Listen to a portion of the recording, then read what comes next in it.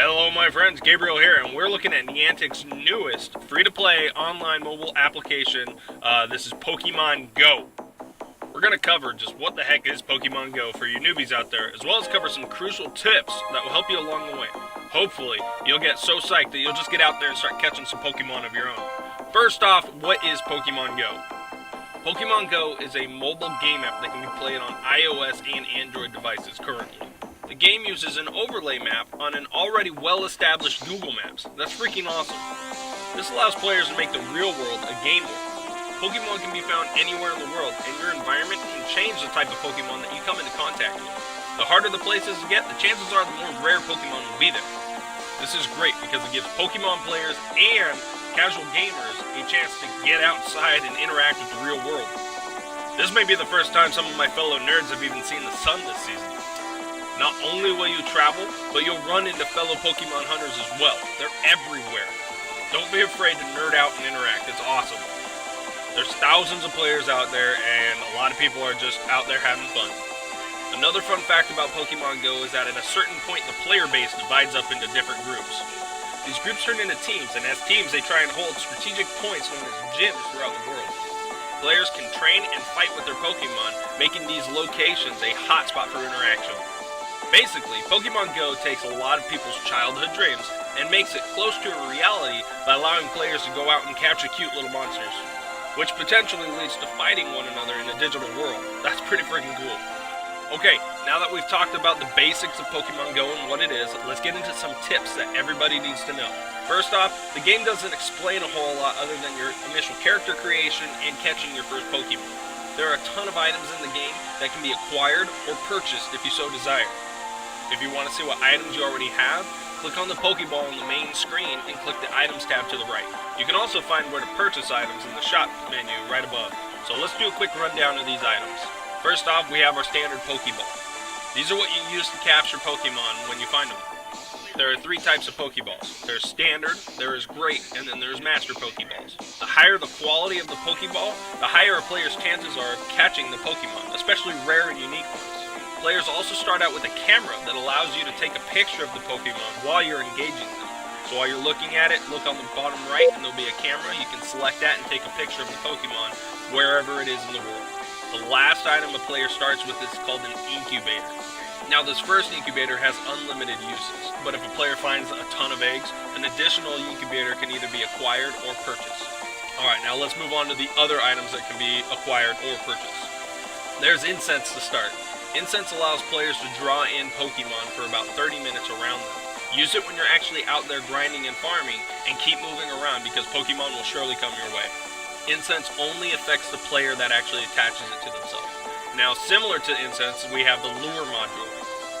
These modules can be added to what are called Pokestops, which we'll cover a little later. Attach one of these to a Pokestop, and Pokemon will start heading your way. The great thing about the lure module is that it affects all of the players in your immediate area. If you're working with a team, then stocking up on lure modules is a great way to go if you want to catch those rare Pokemon. These also last 30 minutes. That's a long time to be sitting at a stop and getting a lot of Pokemon. Next we have the Lucky Egg. Lucky Eggs add double experience to the players that use them. Throw one of these on while you're grinding and levels become really easy. Players can also purchase a bag upgrade that increases a player's carry capacity by 50 slots. This is for those die-hard Pokemon players that really need a little extra space. Another item for players that fit that last description is the Pokemon Storage Upgrade. This increases the amount of Pokemon that the player can have by 50.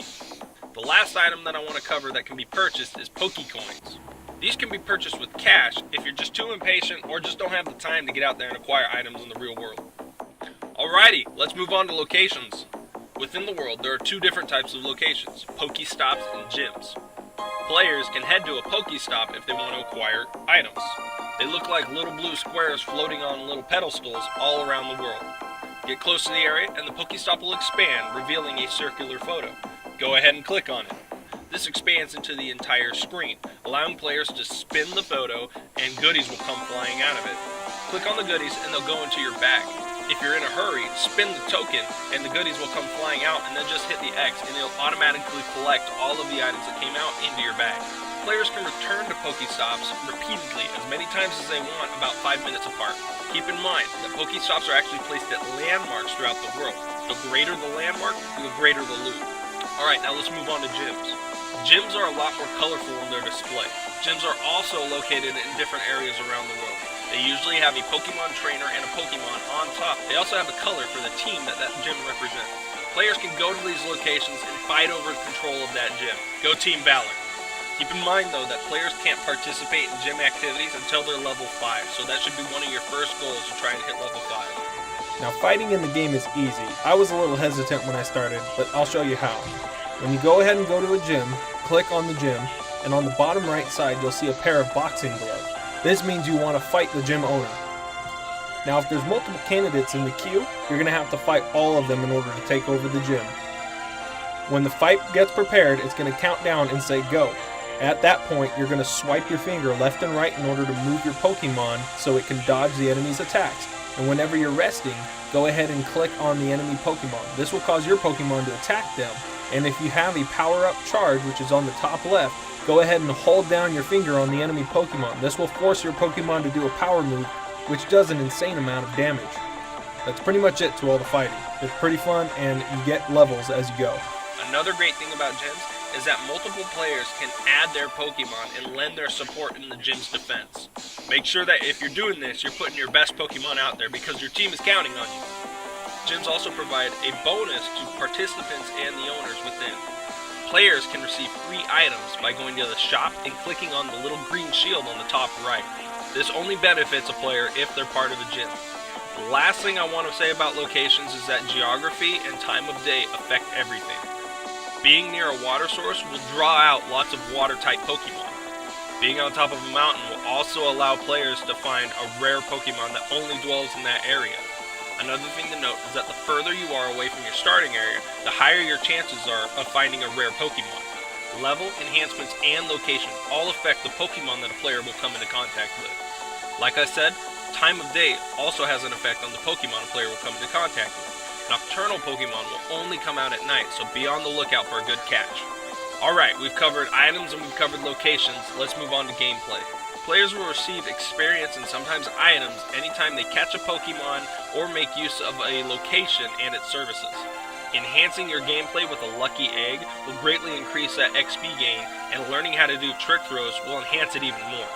A standard throw is performed by engaging the Pokemon and having your camera fixed at it. When the Pokemon is engaged, you should have a clear animation in the center of your screen. If not, look at the arrows on the left or right and follow those until you have the Pokemon centered. If you don't want to deal with this, on the top right while the Pokemon is being engaged, you can click on a button that will turn off the background camera and put it into the game mode. Use a finger to swipe a Pokeball towards the creature, hopefully catching it. Players can also learn how to throw a curveball, which will increase the chances of catching a rare or unique Pokemon. This also earns the player extra experience points. It's tricky to get the hang of at first, and a lot of players will waste a ton of Pokeballs while they're trying to perfect it, but once you get it down, it's worth it. To throw a curveball while the player is engaging a Pokemon, move your finger in a circular motion until the ball starts spinning and then release in order to capture it. You'll notice some rings that happen when a player is engaging a Pokemon. The rings that are displayed actually mean something. If you hold your finger on the Pokeball, you'll notice that the ring around the Pokemon starts to contract. If you release the Pokeball when the ring is at its largest, that gives you a higher chance of catching the Pokemon. And you'll see little messages like nice, great, or excellent to give you a little encouragement. Keep in mind the player has to try and make an accurate throw. The colors of the rings also have significance. Green rings mean the Pokemon are easier to catch. Yellow rings mean they're a little more difficult, and orange rings mean that it's super difficult for Pokemon to catch. This is where throwing a good curveball will come in. This can also be mitigated by using berries. Berries will decrease the agitation of the Pokemon, allowing players to catch it a little easier. In order to use a berry, the player has to be engaged with the Pokemon. On the bottom right, there will be a little bag icon for your items. Inside of that bag, you can click on the raspberries. Once you've clicked on it, a raspberry will appear on your screen in front of the Pokemon. Click on the raspberry and you'll feed it to the Pokemon, and you'll see little hearts notifying you that the Pokemon is happy. This will increase your chances of catching an agitated or rare Pokemon. The Pokemon Go app only functions and notifies players while it's running on the mobile device. This can be a huge drain on players' batteries, so make sure that you're either taking a mobile battery pack or you have something else to charge your phone with. It's best practice just to have a full battery before heading out there to explore. This also means that performing an in-game action like hatching an egg requires the app to be running the entire time. This is because the in-game GPS has to be running in order to track the distance you've traveled. Now, sometimes Pokemon are difficult to find, but here's some tips that should help you find them. While looking at the main screen, there's a nearby Pokemon box in the bottom right. Click on this and it will display what type of Pokemon are around the player. If the picture is colored in, that means that the player has already found it. If it's grayed out, that means it's a new Pokemon type to that player. Also, you'll notice that there are footprints under each picture. This is a distance indicator. No feet means that the Pokemon is right there next to you. 1 foot means that it is within your immediate vicinity. 2 feet means that it's just outside your immediate vicinity, and 3 feet means that it's still a little bit of ways from you. But if you're heading in the right direction, you'll notice these feet changing all the time. Go after the ones that you want and need. In order to tell which Pokemon is closest to you, the box only shows the 9 nearest Pokemon to a player's location. The one on the top left is the closest to the player and will continuously switch if you're moving closer to another Pokemon. So use that to track down one of the Pokemon that you're after. Another thing to pay attention to while looking for Pokemon is to look for the wrestling leaves on the game map. This means that there's Pokemon in that vicinity, sometimes more than one. Hit up these areas so you can find them as quickly as possible. We touched on incubating eggs a little earlier, but let's go more into that. Eggs can be found at Pokestops and will have different requirements for their hatching.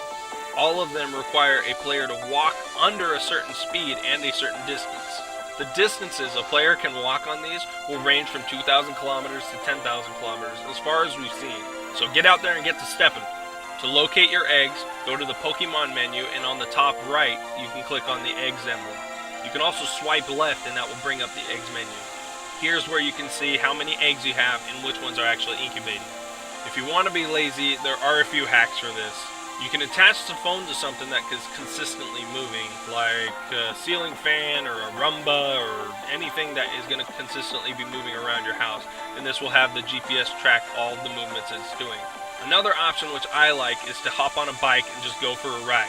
It's nice weather out there right now, it's summertime, maybe, I don't know where you're at, but where we're at, it's nice, so get on the bike and ride around, you'll hatch that egg in no time. And another preferred method which I like to do is to troll around in a vehicle about 25 miles per hour. 25 miles per hour is still under the speed requirements that is needed in order to hatch an egg. I don't condone driving and playing Pokemon Go. What I did is I had a group of 4 people come with me last night. I drove and had other people playing my phone in order to get everything I needed. Alright, so you want your Pokemon to be the best? You've got to train with the best, and you do this at the gym.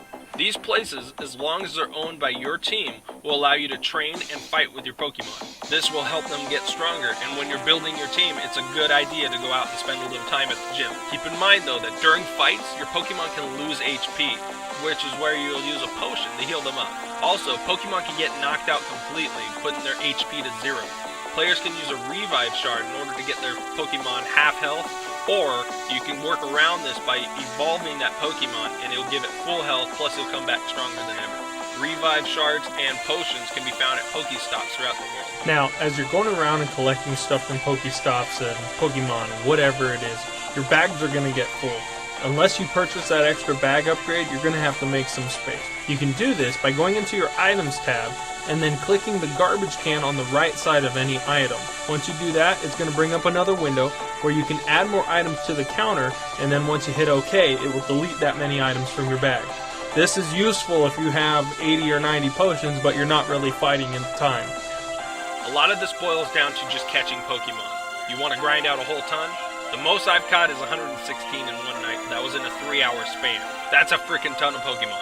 This was done through a combination of using incense and lures at strategic Pokestops. Also, consistently moving around to keep that fresh scent is important. This allowed us to find some rare Pokemon, which made the trip worth it. Pokemon will generally respawn in an area about every 5 minutes. If you don't want to go far, just find an area that has a bunch of wrestling leaves around it. Do a few rounds and you're sure to find a ton of Pokemon. You can also sort your Pokemon by clicking on the little blue circle in the bottom right while in the Pokemon menu. This allows you to sort them either by CP, by alphabetical name, by their number in the chart, any way you want that makes it more comfortable for you. Once a Pokemon has been caught, you can actually rename them to customize them. Usually, I only rename the Pokemon that I'm going to keep so I don't trade it in later on and get rid of it. Which brings us to our next point. You can trade in duplicate Pokemon in order to gain Stardust and candy that's specialized for that family or type of Pokemon. This makes finding duplicates of them important.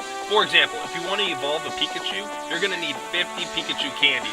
You only start with 1 or 3 when you first catch one, so that's going to be a lot of grinding and finding a lot of Pikachus. Another thing you want to look at is what your Pokemon can evolve into. If you're unsure, go ahead and click on the Pokeball. Go up to the Pokédex on the very top. When you're in the Pokédex, select the Pokemon you want to look at. It has to be one that you've already captured or you've found. And after you select it, if you scroll down, you can see what the evolutionary chain of that Pokemon is. For example, the Caterpie has a singular evolutionary chain.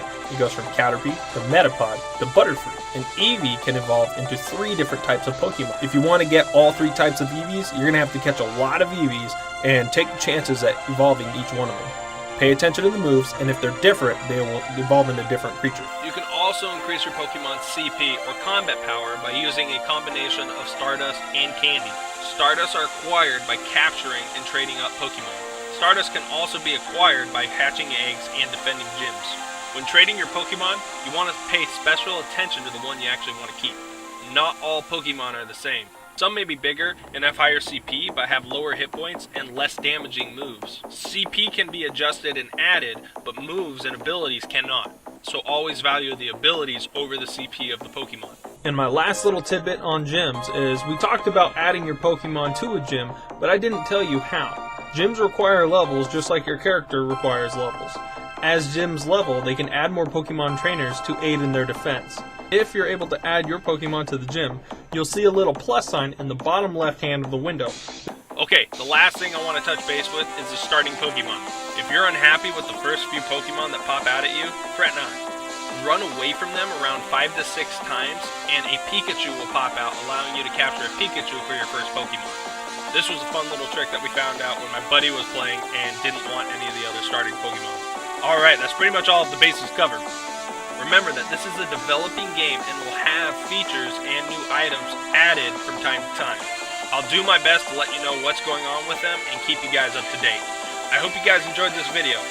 If so, please hit like and subscribe and share with your friends, especially if they're new and looking to be the next big Pokemon trainer.